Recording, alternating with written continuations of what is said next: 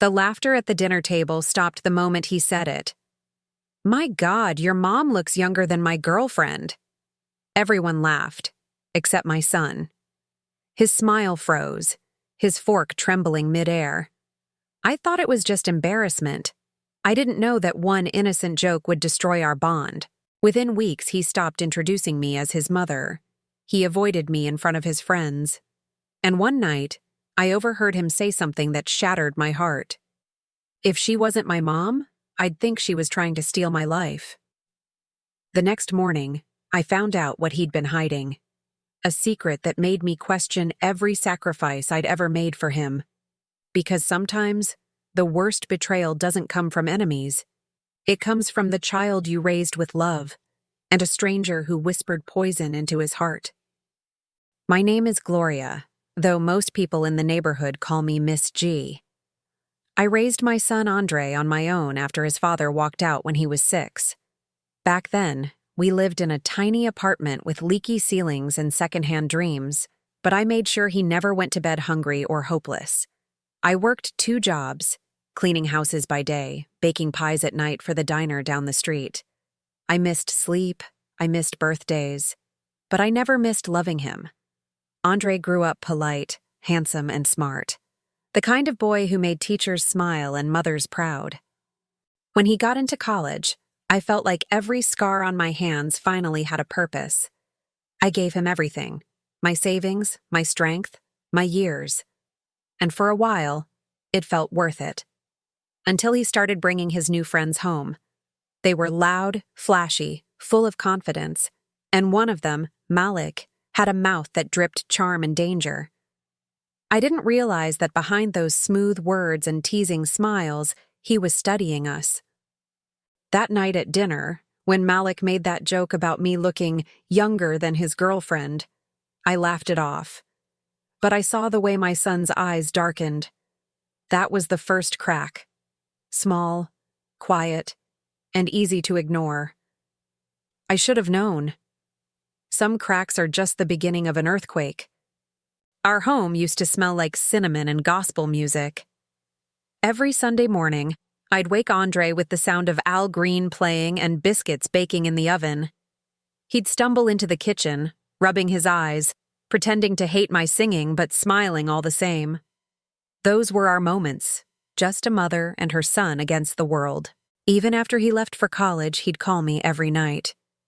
"Ma, you good? Eating right?" He'd say it like he was the parent now. I lived for those calls. I believed we'd beaten the odds: poverty, pain, and abandonment, and that nothing could come between us. But time has a way of testing love. When Andre moved back home after graduation, I noticed the change. The hugs got shorter. The "I love yous" became quick and distracted. He spent hours on his phone, whispering, laughing, shutting his door when Malik came over. Malik was charming but careless, the kind of boy who treated life like a game.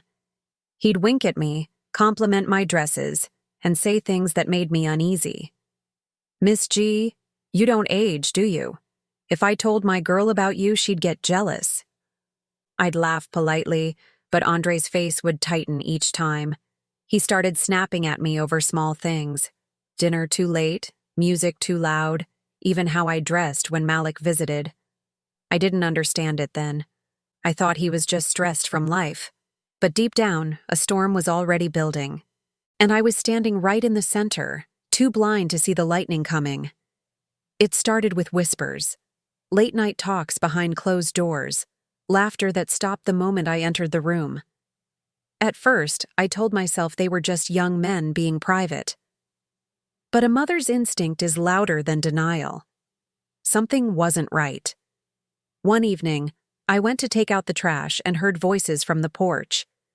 Malik was laughing, his tone slick as oil. "Bro, you sure you're okay with your mom dressing like that? Man, if my girl looked half as good, I wouldn't let her out the house." Andre didn't laugh. His voice was sharp. "Stop talking about her like that, man. She's my mom." Malik chuckled. "Relax. I'm just saying, people might start talking. Don't want folks thinking your mama's trying to compete with your girl." I froze. Those words cut deeper than he knew. Compete? With my own child's girlfriend? That night when I came inside, Andre wouldn't meet my eyes. "Ma," he said quietly, "maybe you could dress more your age. People talk, you know." I felt my throat tighten. "My age? You mean old?" He sighed. "It's just," Malik said. "Malik?" I interrupted.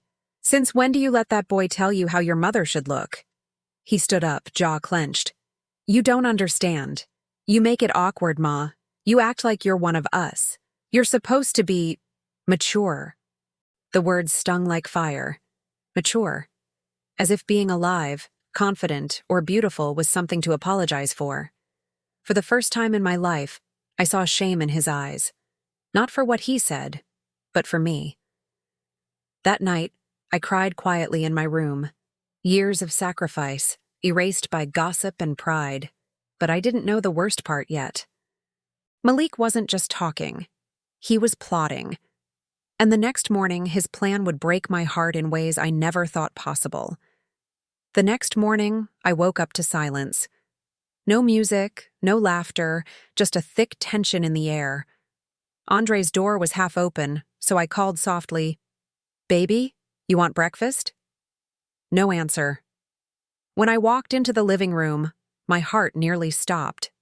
Malik was sitting there, scrolling through his phone.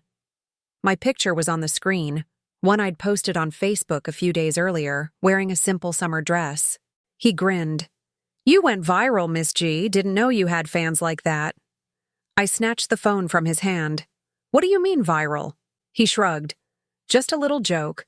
I posted your picture on a meme page, called it, 'When Your Friend's Mom Looks Better Than His Girl.' Got over 10,000 likes overnight." My knees went weak. "You did what?"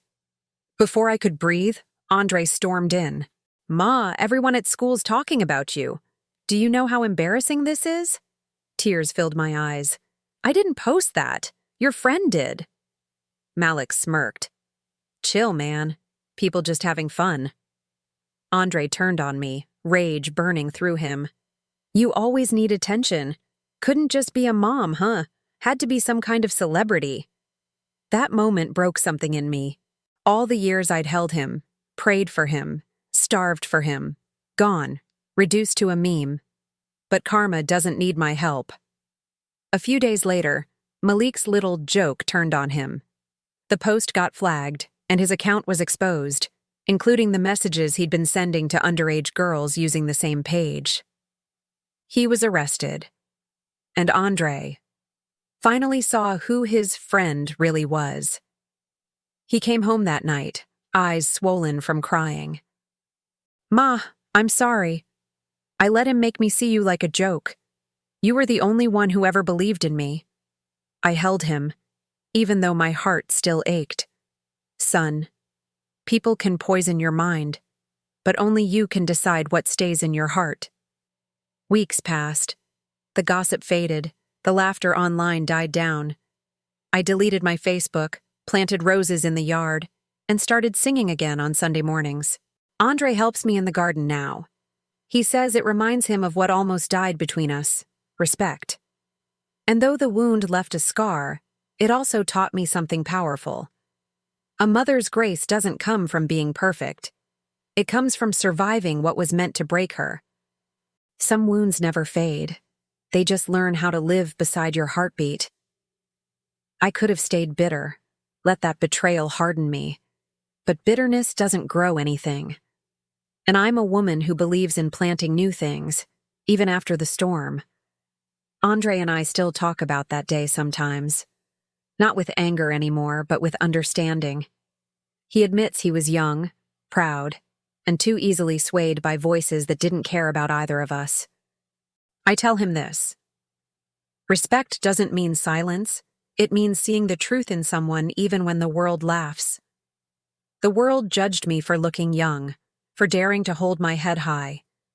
But I learned something stronger than beauty, grace. Because when people try to shame you for shining, don't dim your light. Just smile and let karma do the talking.